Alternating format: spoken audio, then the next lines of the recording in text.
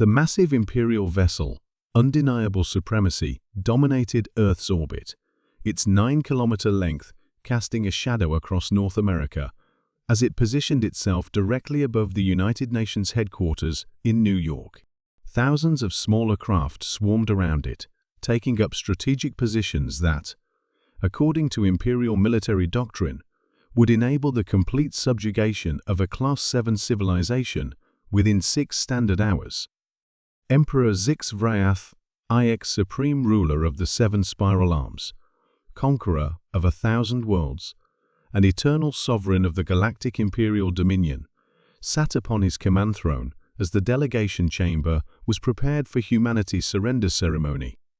In his 17,000-year reign, extended by life prolongation technologies available only to the imperial bloodline, he had overseen the incorporation of 342 species into the empire.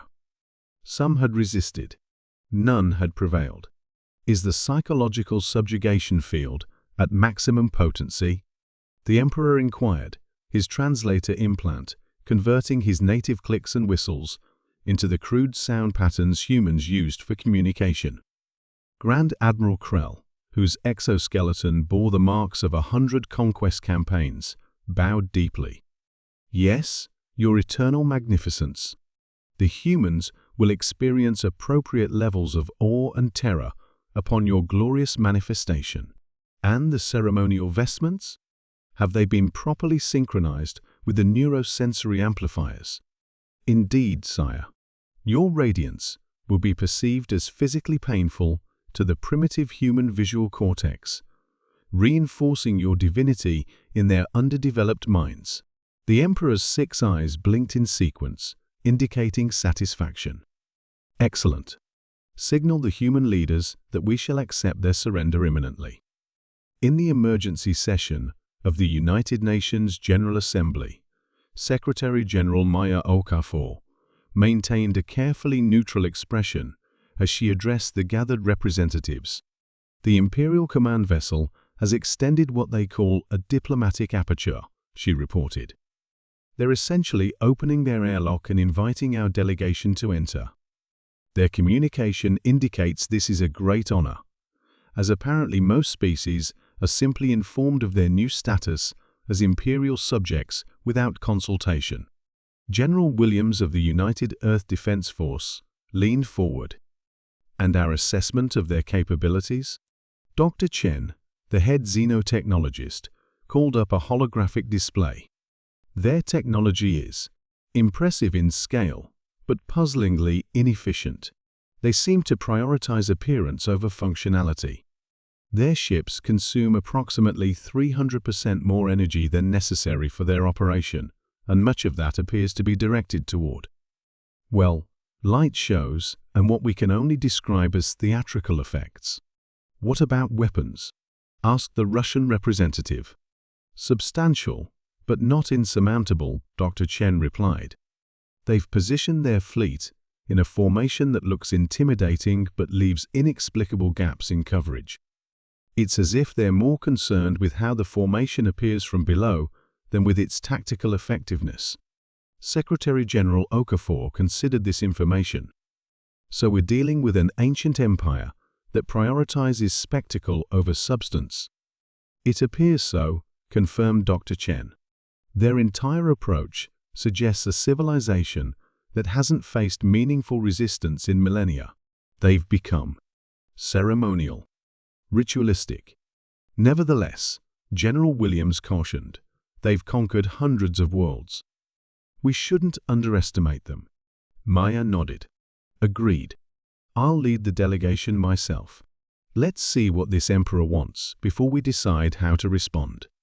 The human delegation, consisting of the Secretary-General, key military advisors, and scientific experts, was transported to the undeniable supremacy via one of their own shuttles, refusing the Empire's offer of transportation on principle. As they passed through the Imperial vessel's enormous docking bay, they observed crews of varied alien species, scurrying to arrange themselves in elaborate formations, apparently for the sole purpose of looking impressive as the humans passed. They're literally rolling out the red carpet, muttered General Williams, pointing to servitors unfolding an actual carpet in their path. Who does this anymore? They were escorted through winding corridors, clearly designed to maximize psychological impact, ceilings that soared unnecessarily high, wall panels that pulsed with dramatic lighting, and at every intersection, Imperial guards who performed synchronized weapon flourishes that served no defensive purpose whatsoever. When they finally reached the Emperor's delegation chamber, they were announced by a series of increasingly elaborate titles delivered by a multi-throated herald. The chamber itself was a study in ostentatious excess, a space large enough to house a small town, with the actual functional area comprising perhaps 5% of the volume. The rest was dedicated to towering columns, elaborate holographic displays of imperial conquests, and atmospheric generators creating strategically placed beams of light to illuminate the Emperor on his preposterously elevated throne. As the human delegation was positioned before the throne, which began a mechanical process of lowering to merely 20 feet above the chamber floor, the Emperor activated his psychological subjugation field and neurosensory amplifiers. What happened next was unprecedented in the 17,000-year history of the Galactic Imperial Dominion. Secretary General Maya Okafor, recipient of the full brunt of Imperial psychological warfare technology, snorted. She quickly covered her mouth, attempting to maintain diplomatic composure, but the damage was done. Behind her, General Williams made a sound suspiciously like a suppressed guffaw. Dr. Chen was biting her lips so hard it nearly bled. Emperor Zix Vryath, IX resplendent in ceremonial armor that had evolved over millennia to emphasize his species' most intimidating features, complete with shoulder extensions that made him appear a full meter broader than his actual width, stared in confusion. "You are not prostrating yourselves in terror," he observed, perplexed.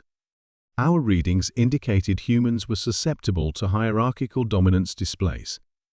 Maya cleared her throat, struggling to maintain composure. "Emperor Zix Vryath, humanity respectfully acknowledges the grandeur of your entrance. However, I feel there may be some cultural misunderstandings at work.